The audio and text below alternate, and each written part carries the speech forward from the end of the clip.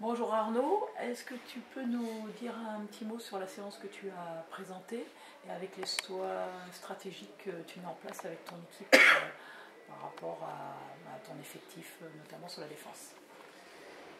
C'est ce que je disais tout à l'heure, on a fait le constat qu'on était parmi les meilleures défenses du championnat, mais que dans les intentions tactiques, soit nous on était peut-être un peu moins précis, soit les adversaires commençaient à s'adapter un peu à nos organisations, et donc il fallait les faire évoluer.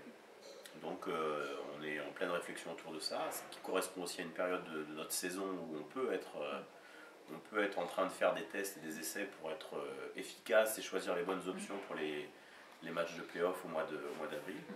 Donc voilà, on est sur plusieurs organisations différentes, une 0-6 classique, une 0-6 avec quelques adaptations par rapport aux joueuses qui sont sur le terrain, une 1-5 de zone avec la particularité de vraiment rester en zone et de protéger ce secteur central, et puis une 2-4 parce que c'est une défense qu'on avait un peu oubliée et qu'on avait déjà faite il y a 2 ans et qui, sur certaines périodes de match, peut être une défense qui piège l'adversaire. Tu fais vraiment un choix spécifique, notamment quand tu es en infériorité numérique, de ne pas descendre le poste avancé.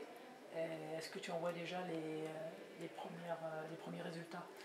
C'est-à-dire qu'on ne l'a pas encore expérimenté en compétition, c'est quelque chose que j'ai déjà fait à l'époque avec Alison Pino, elle était ici.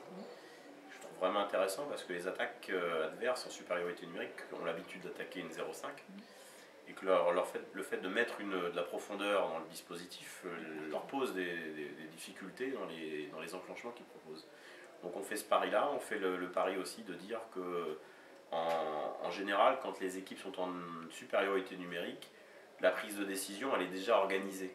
Et le fait de les mettre dans le stress de la prise de décision, on s'aperçoit que ça génère beaucoup de pertes de balles, beaucoup d'anxiété de la part des adversaires. D'accord, et tu envisages de le mettre en place en compétition justement dans cette période où tu as moins de risques à prendre au niveau du championnat? Ça fait partie des choses effectivement qu'on risque de voir dans le début de l'année. D'accord. Et est-ce que tu trouves, par rapport aux adversaires que tu as, notamment dans le championnat de France, que les coachs aussi vont vers cette diversité, de proposer des types de défense différents, de travailler sur la stratégie, pas seulement sur les dispositifs et les systèmes? Sur les dispositifs et les systèmes, il y a très très peu d'évolution et on est quand même assez centré sur des dispositifs alignés.